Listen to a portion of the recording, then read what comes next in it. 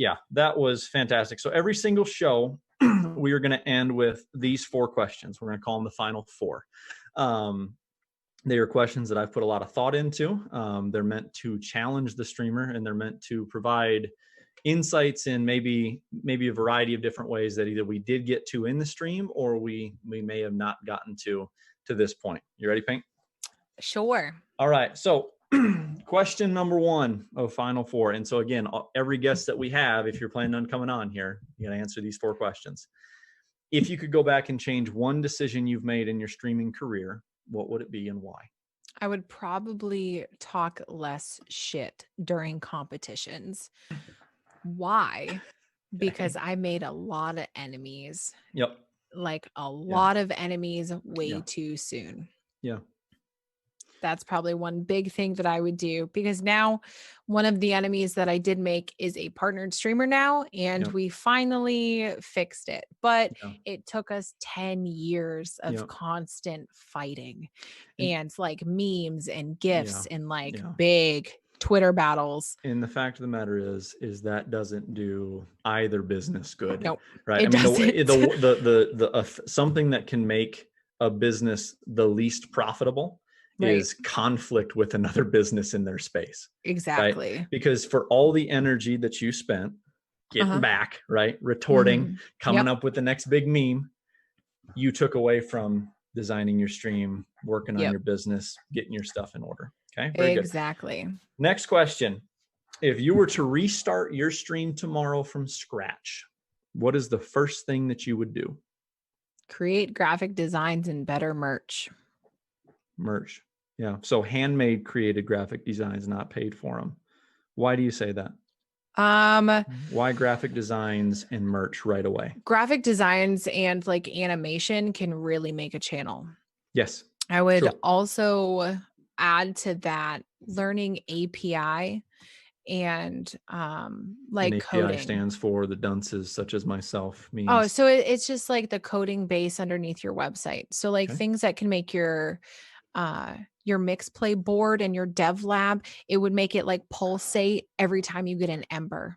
It would be able to make things fly across your screen that other streamers cannot possibly get because they don't know HTML, CSS coding, and API settings. Yeah. So that's like really acronyms. That's like a lot. That's like a lot of smart techie stuff that I don't know how to do, but that's like really huge. And I've actually been straight Googling it for the past 3 days on how to code. And I think the lesson there is if you don't know, right, spend some time to learn. And this goes back to a really basic just principle about when you start a business, is that especially early on, especially early on, when you start a business, you should be spending almost more time working on your business than you do working in your business.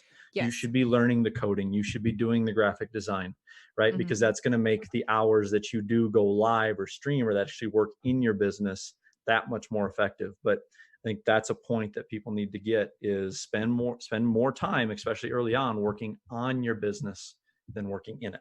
People really like everything to be so interactive. Mixer is based around interaction. Like you can see big people come to Mixer and they don't make it because they don't look at chat. And so it's like, one big thing that I've always wanted to do is implement it where I have sub of the day in my chat. Every day it's supposed to be a different sub.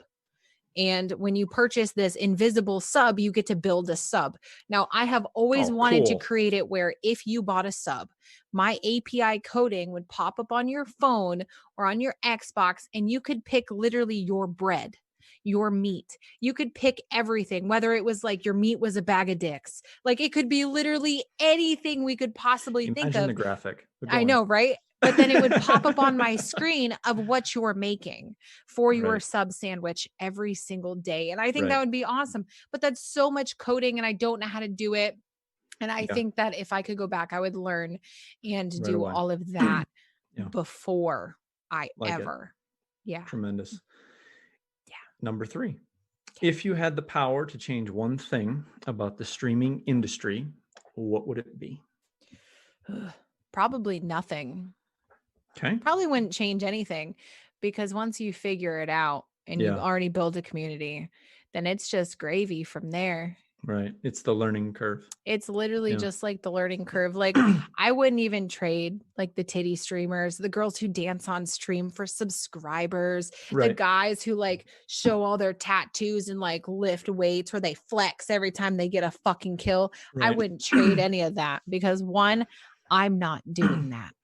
So Interesting. that sets Yeah, that's me an interesting aside. take on it. It's like, yeah, let them keep doing that. I'm going to keep Yeah, doing me. you And guys keep sucking over my there. edge is going to come from that. Okay. Yeah. This is my favorite one. Okay. Number 4. What do you think sets apart successful streamers from those who give up, fail, or never get started? They didn't have the right support that a successful streamer has. So who you surround yourself with? Yeah, they didn't have the motivation. They didn't have like whether they were in a relationship and their partner, you know, every time they booted up and went live, oh, well, you're not spending time with me. Yeah. You know, like why isn't your partner in your chat spending time with you? Like, and even offline, like why aren't they helping you edit or trying to learn different things or giving you ideas? Like there's so many different things that could help you be so much better. And a lot of people give up that because of things in their personal life that they actually can't fix because they don't want to lose their routine. Right. And I feel like that's another big thing about streaming is if you can't guarantee your viewers a routine and be part of their everyday life, you won't make it because you can't just boot up one night and be like, I'm going to stream for 16 hours and then not stream again for 3 weeks and then come back and start streaming every day at random times because that's not going to work. And I've told in my channel to all of my viewers that I show up every single day as if it's my job, but I am part of their routine. Like I am theirs. Yeah. I mean, you are my morning cup of coffee before I start taking clients in the morning for sure. Yeah. Like, and I'm there every single morning on time, every day. 8:00, my intro is already rolling and everybody already knows that. So if they're having a good day, a bad day, whatever, they know I'm there from 8 until about 2 p.m. And that never changes. Love it.